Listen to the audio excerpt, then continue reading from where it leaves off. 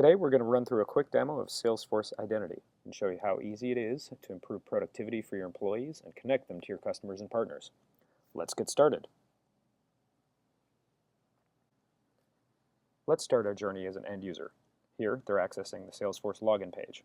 Now this is the same login page we use to log in millions of users a day. But one of the things we hear from our customers is how much they'd like to personalize this and make it their own.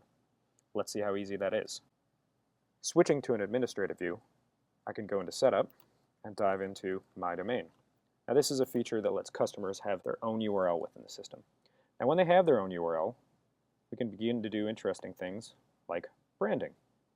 Branding is a quick and simple way to demonstrate how easy it is to customize Salesforce Identity to your own business and your own needs.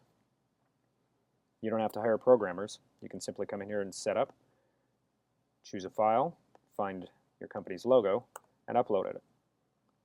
Perhaps you want to change the color of your background, so we can pick this nice blue, and maybe even add some company news.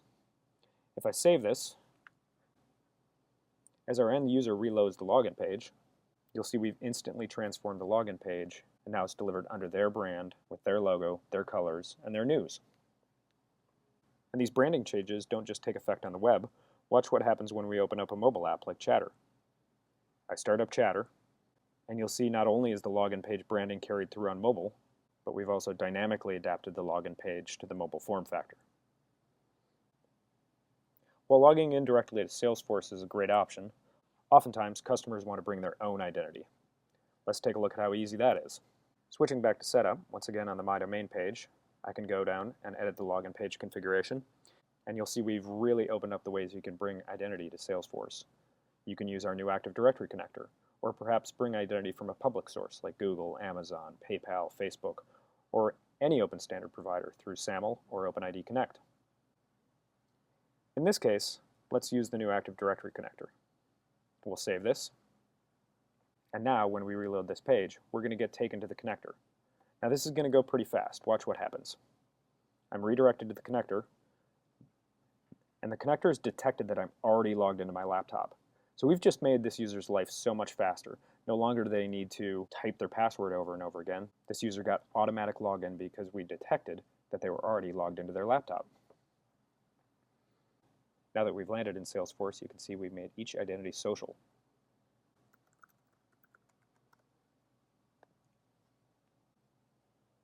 Just like that, I can collaborate with customers or partners or share files.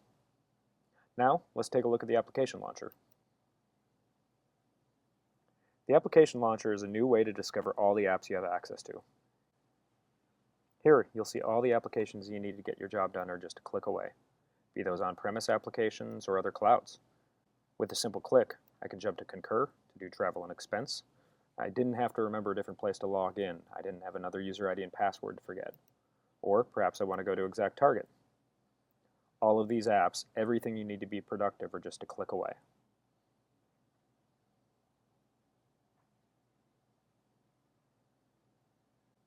And once again, collaboration's built right in with chat.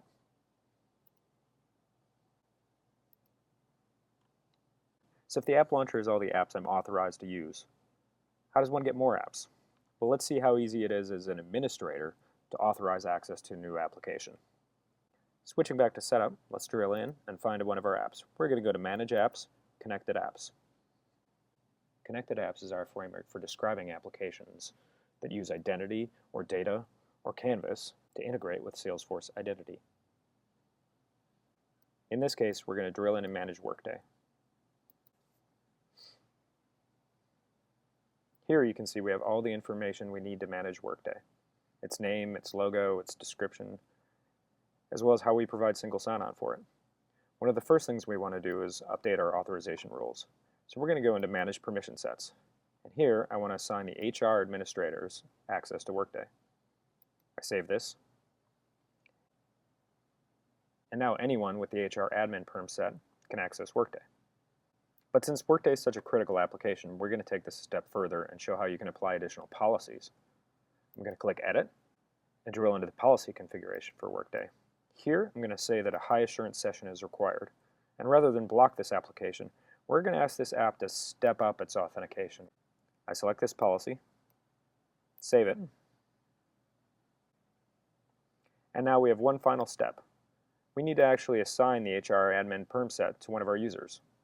So we'll expand users, go into the user directory, and find our demo user. Drilling into our user, we can go look at their permission sets, edit the assignments, and now I'm going to make our demo user an HR admin. I save this, and switching back to our user, if I reload the app launcher, you see they now have access to Workday. Now as I click on Workday, remember that policy we set? In this case, we're being asked to step up our authentication and provide a second factor to make sure it's really the user that we think it is. So I'm going to pull up my mobile app and find my code, 652677, verify it, and I'll get logged in and have single sign-on over into Workday.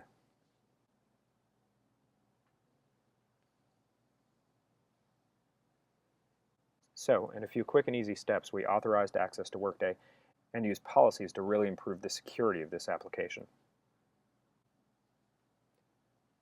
Single sign-on into web apps is great, but mobile is really top of mind for a lot of customers these days.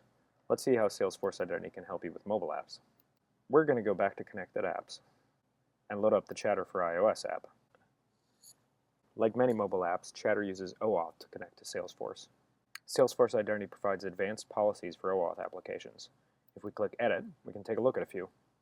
First of all, we can invert from a normal consumer-style authorization model that you typically see in OAuth to enterprise authorization, where admins can authorize based upon profiles or perm sets. We can also control how your applications behave in light of perimeter security, for instance, relaxing IP restrictions, but only if the user uses 2 factors of authentication. We can control how often users have to log in. In this case, we might say if they've been inactive for 7 days. We can set similar high assurance policies. In this case, since it's a mobile app I want to protect, I might set a session timeout of 5 minutes, and I want my users to put in a 4-digit PIN. I'll save this, and now when users try and use Chatter, these policies will be enforced. Now since I switched to admin authorization, we do have to authorize some users. In this case, I'm going to use profiles. I click Manage Profile, and I'm going to say all my full-time employees can use Chatter. I save this, and now we've authorized our users and set mobile-specific policies. Let's take a look at what happens on the phone. As I start up Chatter, the first thing you'll see, just like on the web, our mobile apps can take advantage of single sign-on. Here, we've been sent over to the Active Directory connector and are being asked to log in. We'll type our Active Directory username and password, click Login, and get secure enterprise single sign-on straight from our mobile app. Now you'll notice that we're being asked to set a PIN according to the policies we set on the connected app. I'll quickly set mine, and I'm done. The next time I use Chatter, you'll see I'm not prompted to log in again or go through single sign-on. We use our OAuth token and give you seamless access to the app. So we've taken a look at how we can make our users' lives more productive through single sign-on and collaboration, and how administrators can get better control over their environment through authorization for web and mobile apps. Now let's dive into how you can get better transparency into what's going on. With Salesforce Identity, we're capturing rich information about logins, who's doing single sign-on to what applications, what mobile apps are being used, and we put all of that into our reporting engine. Let's click on Reports. Here I can quickly create a new report. I drill into Administrative Reports, and I'm going to select Identity Users and click Create. I can scroll down to the bottom and grab some of the information about which apps are being used. For instance, the app name, the status, when it happened, and even additional attributes about the user, such as their user ID. As you can see, it's really quick and easy to build reports, both in tabular format or to build summary, matrixed, or joined reports.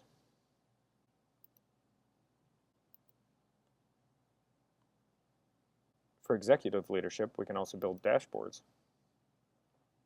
Here you'll see an adoption dashboard of users logging in, our login leaderboard, how many contacts have been added to the system, and maybe we'll dive in and take a look at what our demo user's been up to. I can go in and get summary reports, or maybe I even want to show the details of this full report. Reporting can be a great tool for getting visibility into what's going on in your environment. And sometimes things go wrong and you want to remove access for users. Now, our Active Directory connector we looked at earlier is a great tool for this. It automatically provisions and deprovisions users based upon your corporate directory server. If you're not using a directory server, we've also introduced a new native option in Salesforce called user freezing. Let's take a quick look at that. If I head back to Setup and find my user, we'll drill into our demo user. Notice there's a new freeze button. As I freeze this user, let's watch what happens in our mobile application. As our user attempts to go and browse to dashboards, you'll see their session is frozen and they're immediately kicked out. Freezing is a great tool for quickly shutting off access to all the apps protected by Salesforce Identity. But Salesforce Identity isn't just for employees. Where it really shines is in customer and partner scenarios. Because you already trust the Salesforce platform to manage your relationships, Identity can really help you transform the way you engage with customers and partners. Here, you can see we give you pixel-perfect level control over the login services. Not only the ability to log in natively, but also account registration processes, forgot password and other lifecycle processes, or the ability to bring your own identity from public sources like Facebook, Google, Amazon, or PayPal. Here, our user is going to choose Login with Facebook. Now this is built straight into the Salesforce platform, so you don't have to do any special engineering. Our user simply clicks OK, and we automatically create or update that user on the fly. They get single sign-on straight into your community, which is delivered with your brand.